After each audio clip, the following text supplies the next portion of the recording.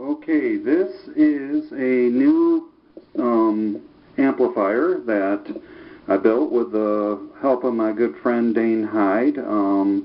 We got a little box at an antique shop and we just ordered all the guts for it, and this thing's very, very portable and small and easy to carry around.